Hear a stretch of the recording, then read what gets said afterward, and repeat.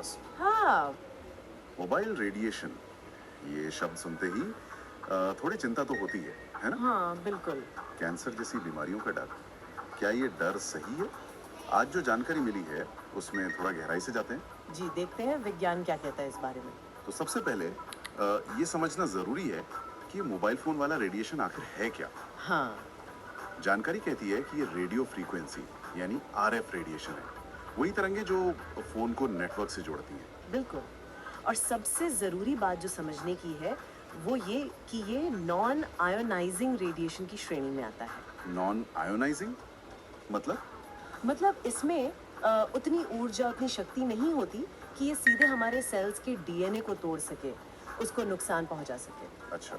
जैसे कि एक्स-रे या गामा रेज़ करती हैं, वो आयोनाइजिंग होती हैं। ये वैसी नहीं है। अच्छा, तो ये सीधे डीएनए पर असर नहीं करता, ये सुन के थोड़ी राहत मिली। हाँ। लेकिन फिर भी क्या इसका शरीर पर कोई और असर होता है? जैसे वो कहते हैं कि फोन गर्म हो जाता है कान के पास। हाँ, वो होता है।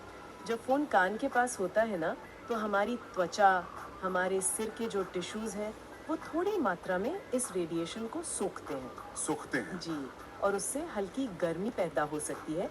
इसे थर्मल इफ़ेक्ट कहते हैं। थर्मल इफेक्ट, ठीक ठीक है। पर यहाँ दिलचस्प बात ये है कि जितने भी वैज्ञानिक शोध हुए हैं अभी तक, उनमें कोई ठोस पक्का सबूत नहीं मिला है जो ये कहे कि इसी गर्मी या इसी रेडिएशन से सीधे कैंसर होता है। कोई सीधा लिंक नहीं मिला है। अभी तक तो नहीं, पुख्ता सबूत नहीं है। लेकिन मैंने ये भी सुना है और जानकारी में भी है कि डब्ल्यूएचओ की एक एजेंसी है, आईएआरसी। हाँ, international agency for research on cancer. हाँ, उन्होंने इसे संभवतः कैंसरकारी कहा है, ग्रुप 2 भी शायद। जी, ग्रुप 2B, पॉसिबली कार्सिनोजेनिक। तो अगर सीधा सबूत नहीं है तो फिर ये संभवतः क्यों? ये थोड़ा कंफ्यूजिंग है। हाँ, ये समझना बहुत ज़रूरी है। देखिए, संभवतः कैंसरकारी का मतलब ये नहीं होता कि हाँ, इससे कैंसर होता ही है। अच्छा। इसका मतलब है कि इंसानों में इसके लिंक को लेकर कुछ स्टडीज हुई हैं, पर वो सीमित है, मतलब निर्णायक नहीं है।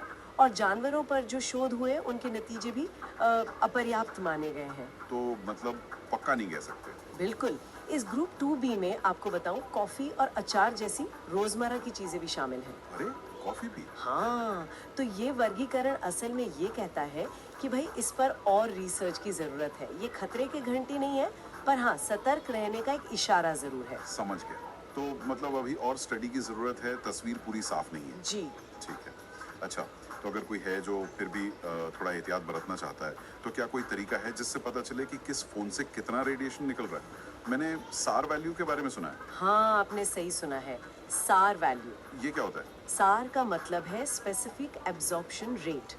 ये एक माप है कि जब हम फ़ोन इस्तेमाल कर रहे होते हैं, तो हमारा शरीर कितनी रेडियो फ्रीक्वेंसी ऊर्जा सोख रहा है। अच्छा, तो ये मापा जा सकता है। जी हाँ, और भारत में सरकार ने इसकी एक सीमा तय की हुई है, 1.6 वॉट प्रति किलोग्राम। 1.6 वॉट पर केजी। हाँ, और हर फोन बनाने वाली कंपनी को इस सीमा के अंदर ही रहना होता है। ये अनिवार्य है। और क्या हम मतलब आम यूजर ये सार वैल्यू पता कर सकते हैं अपने फोन की? हाँ बिल्कुल।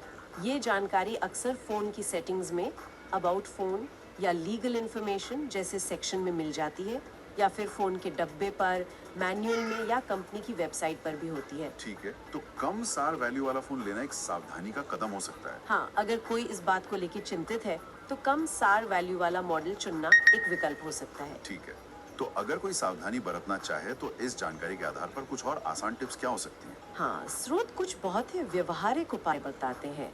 जैसे कोशिश करें कि फोन पर बहुत लंबी लंबी बातें ना करें। बात करने के लिए स्पीकर फोन का इस्तेमाल करें, या फिर वायर्ड ईयरफोन का। उससे फोन सिर से दूर रहेगा। अच्छा, हैंड्स फ्री मतलब? जी। और एक और बात, जब नेटवर्क सिग्नल कमजोर होता है ना, जैसे बेसमेंट में या लिफ्ट में, हाँ हाँ, तब कॉल बार बार कटती है। हाँ, तो ऐसी सिचुएशन में फोन ज्यादा पावर इस्तेमाल करता है नेटवर्क ढूंढने के लिए। तो ऐसे में फोन का इस्तेमाल कम करें तो बेहतर है। ओके, और रात को सोते समय? सोते समय फोन को बिल्कुल सिर के पास रखकर न सोएं, थोड़ा दूर रख दें। बेड साइड टेबल पर रख सकते हैं। ठीक है, और वो सार वैल्यू वाली बात तो है ही। जी, खरीदते समय उसे चेक कर सकते हैं। तो कुल मिलाकर बात यह है कि मोबाइल रेडिएशन है, ये नॉन आयोनाइजिंग है, शरीर पर हल्की गर्मी जैसा असर डाल सकता है। हाँ, लेकिन कैंसर से इसका कोई सीधा और पक्का कनेक्शन अभी तक विज्ञान को नहीं मिला है। सही कहा। WHO का वो वर्गीकरण हमें बस थोड़ा सावधान रहने को कहता है। सार वैल्यू देखना और ये छोटी छोटी सावधानियां बरतना एक समझदारी का काम हो सकता है। बिल्कुल, हमारा मकसद यहाँ डर फैलाना नहीं, बल्कि जो जानकारी उपलब्ध है उसे सही संदर्भ में रखना है। हाँ, और एक बात और सोचने वाली है, देखिए भले ही आज हमारे पास निर्णायक सबूत नहीं है, लेकिन विज्ञान तो लगातार बदलता रहता है, विकसित होता है। सही बात है। और क्योंकि मोबाइल फोन हमारी जिंदगी में इतने ज्यादा